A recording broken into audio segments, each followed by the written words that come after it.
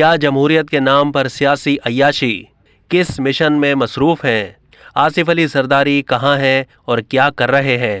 ملک میں حکومت مخالف سرگرمیاں عروج پر ہیں اور انہیں غیر فعال و غیر مؤثر کرنے کے لیے حکومت کی جوابی کارروائیاں بھی۔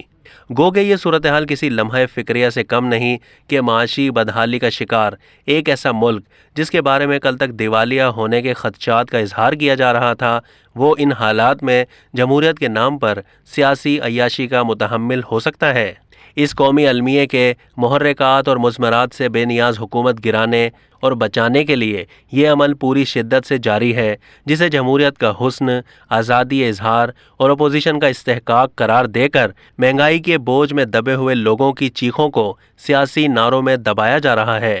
اس سارے ماحول میں پاکستانی سیاست کے اہم کردار سابق صدر آصف علی زرداری کی خبروں میں گمشدگی کو شدت سے محسوس کیا جا رہا ہے۔ گو کہ ان کا میڈیا سیل اہم مواقع کی مناسبت سے ان سے منسوب بیانات جاری کر کے ان کے فعال ہونے کا احساس دلائے رکھنے کی کوشش کرتا رہتا ہے۔ یہ رسمی بیان ان کی غیر حاضری کی شدت تازہ کرنے کے موجب بنتے ہیں۔ آصف علی زرداری جو شہباز شریف کو وزیر اعظم بنانے کے دعوے دار ہیں، ان کے بعد انہوں نے ان کے صاحبزادے حمزہ شہباز کو بھی پنجاب کا وزیر اعلیٰ بنانے کا اعلان کیا تھا اور لاہور میں پی ڈی ایم اجلاس میں انہیں کامیابی کی تھپکی بھی دی تھی۔ اس تناظر میں ان کی دیگر متعلقہ سرگرمیوں کے ساتھ ساتھ چودھری شجاعت حسین سے ان کی رہائش گاہ پر تواتر کے ساتھ ہونے والی ملاقاتیں، پرویز الہی اور مونس الہی کی ان سے ملاقاتوں سے انکار سمیت سابق صدر کی ان سرگرمیوں کو انتہائی اہم قرار دیا جا رہا تھا۔ اور پھر جب حمزہ شہباز کے بجائے پرویز الہی وزیر اعلیٰ بن گئے تو آصف علی زرداری کی انہی اہم سرگرمیوں کو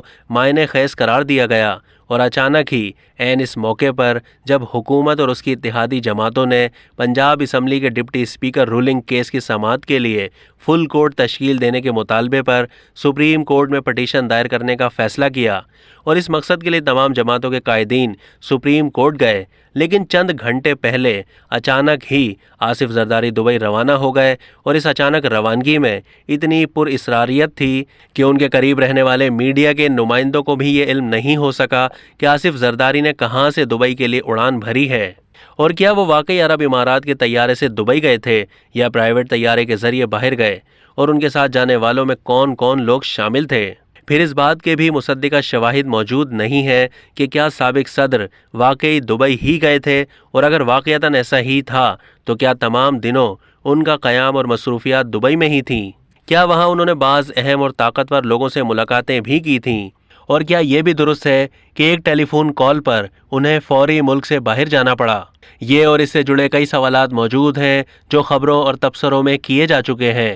لیکن پیپلز پارٹی کی جانب سے ان کا کوئی تسلی بخش اور قابل یقین جواب نہیں آیا۔ البتہ دبئی میں سکونت پذیر ان کی صاحبزادی بختیار بھٹو نے اپنے ٹویٹ میں کہا تھا کہ زرداری صاحب اپنی 67ویں سالگرہ اپنے 9 مہینے کے نواسے کے ساتھ منانے کے لیے دبئی آئے ہوئے ہیں۔ آصف زرداری کو میڈیا میں لاپتہ ہوتے ہوئے تقریباً 2 ہفتے ہونے کو آئے ہیں، اور اس دوران ان کی رسمی حاضری اور وہ بھی بے ضرر بیانات پر مشتمل ہے، جبکہ صرف اپوزیشن ہی نہیں بلکہ خود بعض وہ حکومتی حلقے جو اعلیٰ سطحی معاملات سے لا علم اور بے خبر ہوتے ہیں، آصف زرداری کے منظر پر آنے کے منتظر ہیں، کیونکہ انہیں یقین ہے کہ وہ کسی مشن کی تکمیل کو یقینی بنا کر ہی منظر عام پر آئیں گے۔ اب تک کے لیے اتنا ہی۔ مزید معلومات کے لیے ڈیلی جنگ کے یوٹیوب چینل کو سبسکرائب کیجیے اور فیس بک کے پیج کو بھی لائک کیجیے۔